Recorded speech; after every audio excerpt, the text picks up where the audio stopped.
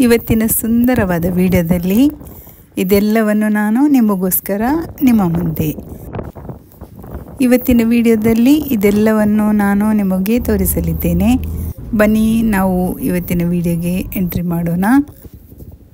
ಇವತ್ತು ನಾನು ದುಬೈ ಡೆಸರ್ಟ್ನ ಅದ್ಭುತ ಪ್ರವಾಸಕ್ಕೆ ಹೋಗುತ್ತಿದ್ದೇನೆ.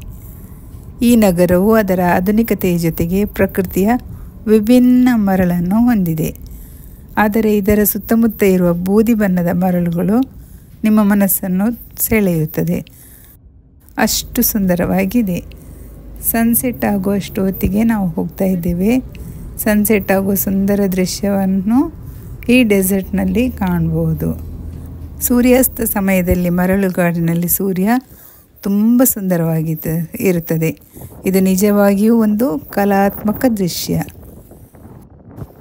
ಬಾನೆಲ್ಲ ಕೆಂಪಗಾಗಿ ಈ ಮರಳಿನ ಎದುರಲ್ಲಿ ತುಂಬ ಸುಂದರವಾಗಿ ಕಾಣುವುದನ್ನು ನೀವು ನೋಡ್ಬೋದು. ಚಿಕ್ಕ ಚಿಕ್ಕ ಕುರುಚಲು ಗಿಡಗಳನ್ನು ಇಲ್ಲಿ ಕಾಣ್ಬೋದು.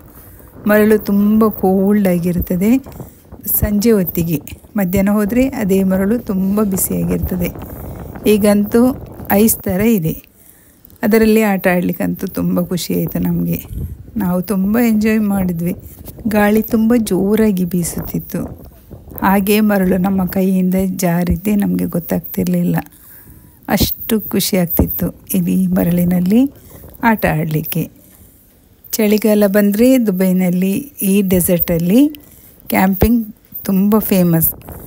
ಎಲ್ಲರೂ ತಮ್ಮ ಫ್ಯಾಮಿಲಿ ಫ್ರೆಂಡ್ಸ್ ಜೊತೆ ಇಲ್ಲಿ ಬಂದು ಕ್ಯಾಂಪಿಂಗ್ ಮಾಡಿ ರಾತ್ರಿಯನ್ನು ಇಲ್ಲೇ ಕಳೀತಾರೆ. ಇದು ಹೇಗೆ ನಿಮ್ಮನ್ನು ಸ್ಫೂರ್ತಿದಾಯಕವಾಗಿ ಪ್ರೇರೇಪಿಸುತ್ತದೆ. ದುಬೈ ಡೆಸರ್ಟ್ ಪ್ರವಾಸಿಗಳ ಕನಸು, ಪ್ರಕೃತಿಯ ವಿಶಿಷ್ಟ ಅನುಭವ ಮತ್ತು ಅನಂತ ನೆನಪಿನ ಹತ್ತಿರ ಇದೆ. ಈ ವಿಡಿಯೋ ನಿಮಗೆ ಇಷ್ಟವಾದರೆ ದಯವಿಟ್ಟು ಲೈಕ್ ಮಾಡಿ, ನನ್ನ ಚಾನಲನ್ನು ಸಬ್ಸ್ಕ್ರೈಬ್ ಮಾಡಿ. ನನ್ನ ಚಾನಲನ್ನು ಫಾಲೋ ಮಾಡಿದ್ದಕ್ಕೆ ಧನ್ಯವಾದಗಳು. ಇನ್ನಷ್ಟು ಹೊಸ ವಿಡಿಯೋದೊಂದಿಗೆ ಮತ್ತೆ ಸಿಗೋಣ. ಅಲ್ಲಿವರೆಗೆ ಟೇಕ್ ಕೇರ್. ಬಾಯ್ ಬಾಯ್.